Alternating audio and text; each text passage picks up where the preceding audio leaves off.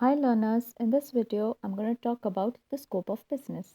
Scope of business basically refers to the various activities a business is engaged in.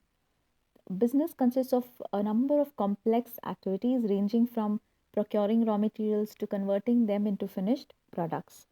So let's just analyze some of the activities which form a part of the scope of business. One of the primary activities of any business is production or rendering of services. Production basically refers to manufacturing of products. So basically production is an activity which is concerned with conversion of raw materials into semi-finished or finished products. A product is called as a semi-finished product if it forms a part of another final product, whereas on the other hand, if a product is used for final consumption by the customer or by the consumer, then it is called as a final product. Like manufacture of cars is, for manufacturing cars, we need a number of semi-finished products. Like take the example of tires, screws, bolts, nuts. All these are semi-finished products, and the final product would be the car. Next, purchase. Purchase basically refers to the activity or function of a business which is concerned with procurement of raw materials which is essential for manufacturing of products. Sale. Sale finally refers to making sales of the final products to the customer. So basically sale is the function which is involved with creation of utilities. So transferring of ownership utility to the customer ends with the sale function. Next is storing. Once the goods are manufactured, there is a time gap between manufacture of goods and the sale, which is the final sale to the customer. So during this period, the finished goods need to be stored in warehouses. So storing is also an important activity of business. Storing of finished goods in the warehouses is an important activity of the business. Next is transportation. Now, transportation is an activity which is basically engaged in movement of goods, raw materials, getting the raw materials to the manufacturing centers, and then again taking the finished products from the manufacturing centers to the marketplace. For all these activities, we require transportation. Next is advertising. Now, every business has to advertise its product and services so that the customers become aware of the product. And after creating awareness, every advertising campaign should focus on persuading the customers to buy the products or to avail the services. So, advertising is an important component of the business activity. Next is banking. Finance is the lifeblood of any business, and every business is engaged in a number of financial transactions. The financial transactions could be making payments to the suppliers who have supplied them raw materials, then making payments to the employees who are working in the company or in the organization, making receiving or cash or receiving money from the customers who have bought the products or availed the services. For all these financial dealings, banking forms an essential part for these financial functions.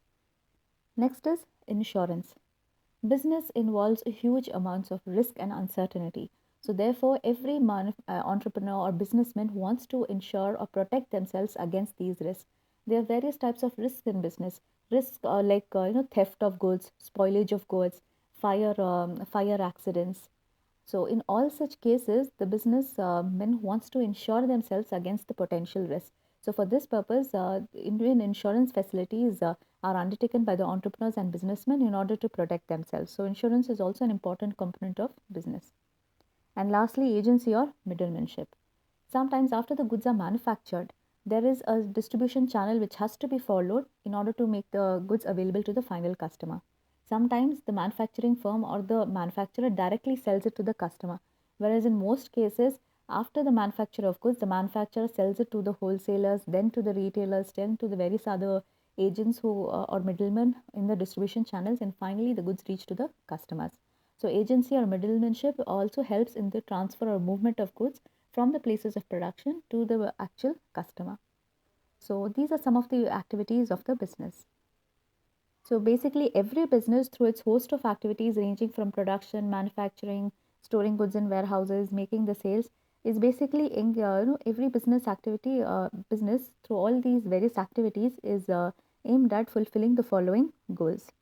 Firstly, business should focus on improvement in standard of living of the customers. So, to basically to improvement in standard of living of the customers happens when business houses try to offer umpteen number of good quality products to the customers and at affordable prices. Next, businesses should focus on proper utilization of resources, especially the natural resources which are prone to depletion. So they should be utilized judiciously. Then, better quality and variety of goods should be provided to the customers so that customer satisfaction is obtained by the business. So only when customers are satisfied with the products of the business when they are satisfied after availing the services, when they be loyal to the organization. So customer loyalty is basically a concept where customers buy the products of one particular business organization. So basically, to make sure that the customers buy the products of one of your organization or company, every business house should aim at increasing customer satisfaction. Next is creation of utilities. Utilities or usages basically are of different types, like creation of time utility, place utility, possession utility.